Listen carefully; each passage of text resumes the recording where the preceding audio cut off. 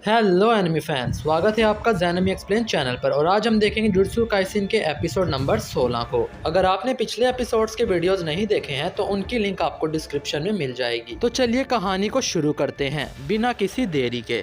अब तक हमने देखा कि जोगो सकूना को 10 फिंगर्स खिलाकर उसे जगा देता है, लेकिन पर सकूना जोगो से लड़ने की बात करता है और कहता है कि अगर जोगो ने सकूना को एक बार भी हिट कर दिया तो सकूना जोगो की टीम में शामिल हो जाएगा और उसे वो जो कहेगा वो करेगा। दूसरी तरफ हम देखते हैं कि तोजी ने डैगन को मार दिया था और अब वो मेगुमी से लड़ना चाहता था। शिबुया की सड़कें अब काफ़ी खाली हो गई थीं क्योंकि इनुमाकी ने सभी ट्रांसफिगर्ड ह्यूमंस और नॉर्मल ह्यूमंस को सेफ जगह पर पहुंचा दिया था। तो मेगुमी अब अपने सामने खड़े दुश्मन पर फोकस करने लगता है।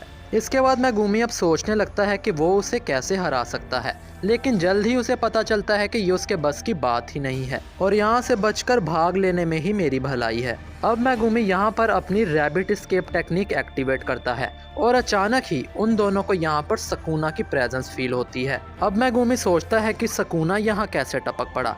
अब मेगुमी की टेक्निक एक्टिवेट होने की वजह से यहाँ लाखों खरगोश आ जाते हैं और मेगुमी इनकी आड़ में एक बिल्डिंग के अंदर भागने लगता है, लेकिन तोजी यहाँ पर भी उसके सामने आ जाता है। अपना डोमेन एक्सपेंशन करने की वजह से मेगुमी में अब ज़्यादा कर्स एनर्जी नहीं थी। इन सब के बाद तोजी पर मेगुमी के सारे रैबिट्स अटैक करने लगते हैं, लेकिन उसका कोई फ़ायदा नहीं होता। तोजी को यहाँ एक अटैक भी नहीं हिट हो पाता। तोजी अब ज़मीन पर ज़ोर से लात मारता है और जो टुकड़े उछल कर आते हैं उन्हें सिर्फ वो अपनी उंगली से ही धक्का देकर सभी रैबिट शेकिगामी को मार देता है। दूसरी तरफ हम पांडा और कुसाकाबे को देखते हैं जो कि एक बिल्डिंग में लोगों की छानबीन कर रहे थे। पांडा अब कुसाकाबे से कहता है कि इनुमाकी ने सभी लोगों को सेफ जगह पर पहुंचा दिया है तो उन्हें टाइम वेस्ट नहीं करना चाहिए और गोजो को बचाने के लिए सीधा BF5 स्टेशन जाना चाहिए। लेकिन कुसाकाबे पांडा की बात पर गुस्सा हो जाता है और कहता है कि हो सकता है कि कोई छोटी बच्ची किसी कोने में डर के छुपी हो तो उसे बचाना हमारा फर्ज है, इसीलिए हम यहाँ की हर बिल्डिंग के कोने कोने को छान मारेंगे। असल में कुसाकाबे पांडा से बहाने मार रहा था क्योंकि वो स्पेशल ग्रेड कर्सिस के हाथों से मरना नहीं चाहता। वो जानता है कि जिन लोगों ने गोजो को सील किया है वो उसे भी मार सकते हैं, इसीलिए वो अब BF5 स्टेशन जाने की बात को टाल रहा है।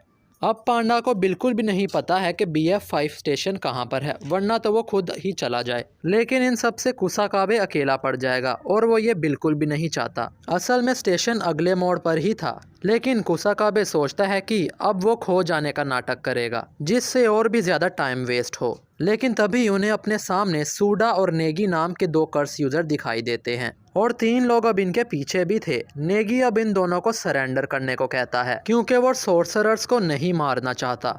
ये सब सुन कुसाकाबे कहता है कि पहले अपना इंट्रोडक्शन दो, वो भी आराम से, कोई जल्दी नहीं है।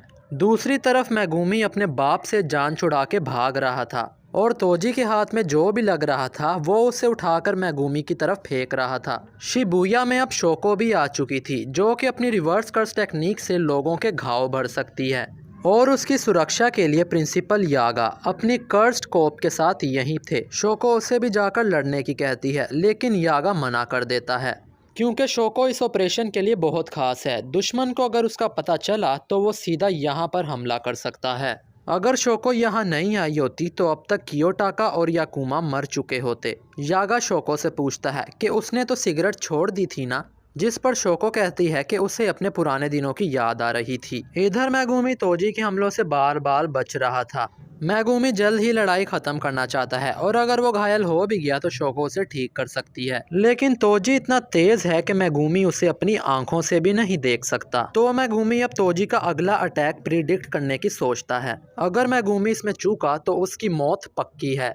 अब तोजी अचानक ही मेगुमी को स्टैप करने उसके पास आता है, लेकिन मेगुमी ने सही अंदाजा लगाया था और वो थोड़ा साइड पर हो जाता है जिससे उसे ज्यादा चोट नहीं लगती। मेगुमी अब तोजी को पकड़ लेता है और अपनी शैडो से एक तलवार निकालकर वो तोजी को मारने ही वाला था, लेकिन तोजी फौरन मेगुमी से दूर हो जाता है। इसके बाद तोजी को अपने पास्ट की मेमोरी याद आती है जब तोजी नाओबितो से मिलने गया था मेगुमी को बेचने की बात करने के लिए, क्योंकि जब वो 6-7 साल का हो जाएगा तो वो अपने ब्लड लाइन की कोई भी टेक्निक इनहेरिट कर सकता है। तोजी अब जितने पैसे मांग रहा था नाओबितो उससे भी ज्यादा पैसे देने को तैयार हो जाता है, लेकिन मेगुमी के पास कोई टेक्निक होनी चाहिए। तोजी अब ये सब कुछ मेगुमी के भले के लिए कर रहा था, क्योंकि ज़ेनिन फैमिली में तोजी के लिए कोई जगह नहीं है। लेकिन अगर मेगुमी बहुत ज़्यादा काबिल हुआ तो वो ज़ेनिन फैमिली में अपनी जगह बना सकता है। इधर तोजी पहली दफ़ा मेगुमी से बात करता है और उससे उसका नाम पूछता है, जिस पर वो अपना नाम मेगुमी फुशिगुरु बताता है। ये सुनकर तोजी को अपने बेटे पर गर्व होता है और वो ये सोचता है कि ज़ेनिन की जगह उसने तोजी का सरनेम रखा। इसके बाद तोजी वो नोकीला कर्स टूल अपने ही सर में घुसा लेता है, जिससे कि उसका वैसल मारा जाता है। मेगुमी अब पास जाकर देखता है कि तोजी का शरीर वापस ओगामी के पोते जैसा हो गया था और उसे समझ नहीं आता कि इस आदमी ने खुद को क्यों मार लिया।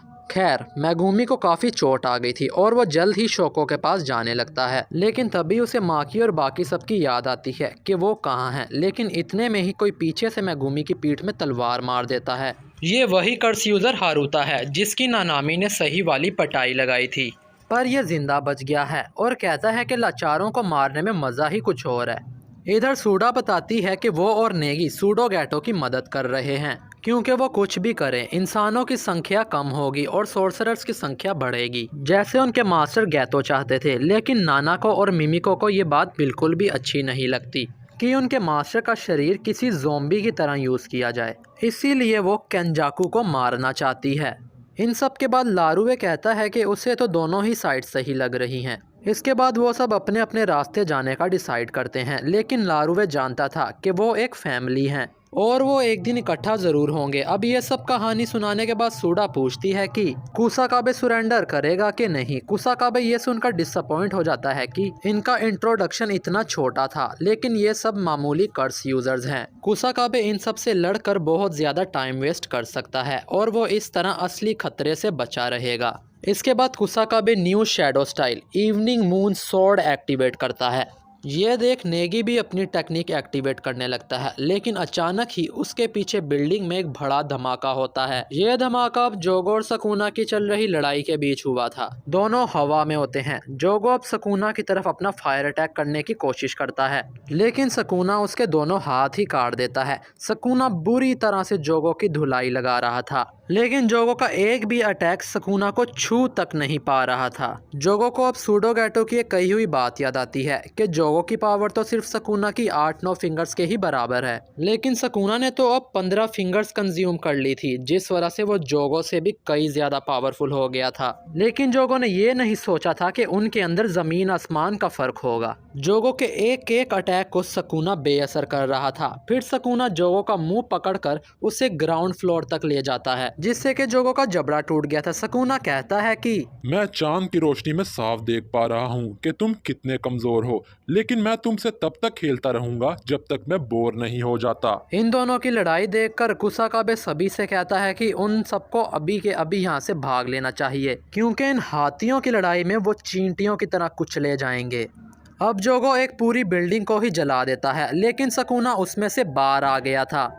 इसके बाद जोगो अपनी सबसे पावरफुल टेक्निक मैक्सिमम मीटियोर को एक्टिवेट करता है, जिससे कि आसमान में एक बड़ा सा गोला बनता है और वो उस गोले को ज़मीन पर दे मारता है, जिसे देख कुसाकाबे सबको भागने को कहता है। लेकिन तभी वहाँ पर सकूना आ जाता है, जिसे देख सभी की फटकर हाथ में आ जाती है। अब सकूना उनसे कहता है कि जब तक मैं कुछ ना बोलूं यहाँ से कोई नहीं हिलेगा, और अगर किसी ने मेरी बात नहीं मानी तो मैं उसे तुरंत ही मार डालूंगा। अब सभी लोग अपनी अपनी जगह पर फ्रीज हो जाते हैं।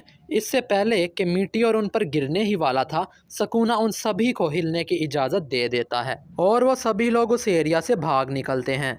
अब मीटियोर गिरने से वहाँ बहुत बड़ा धमाका होता है, जिस पर गोजो सोचता है कि इस धमाके में तो सकूना को भी चोट आई होगी, लेकिन उसके पीछे बैठे हुआ सकूना उसे कहता है कि चोट तो तब आएगी जब अटैक उसे लगेगा। सकूना वहां से भाग गया था। अब सकूना जोगो से पूछता है कि वो अपना डोमेन एक्सपेंशन क्यों नहीं करता, लेकिन जोगो जानता था कि डोमेन्स की फाइट में वो हार जाएगा, ठीक वैसे जैसे गोजो ने उसे हराया था। अब इसके बाद सकूना खड़ा होता है और उसके हाथ से भी आग निकलने लगती है। जोगो को यह देखकर यकीन नहीं होता कि सकूना के पास फायर वाली टेक्निक कहां से आई। सकूना समझ जाता है कि शायद कर्स स्पिरिट्स को इस टेक्निक के बारे में नहीं पता। वो जोगो से एक फायर बैटल करने की कहता है। जोगो इसके बाद अपने हाथ में एक फायर बॉल बनाता है, वहीं सकूना अपने हाथों से एक जलता हुआ एरो। लेकिन फिर जोगो अपने मन में हानामी और डैगन से बात करने लगता है और उनकी मौत के लिए उनसे माफी मांगता है। हानामी कहता है कि माहितो अभी जिंदा है। इंसानों को सबसे ज़्यादा डर मौत से लगता है, लेकिन मौत ही उनके लिए आईना है। माहितो खुद उनके लिए एक मिरर है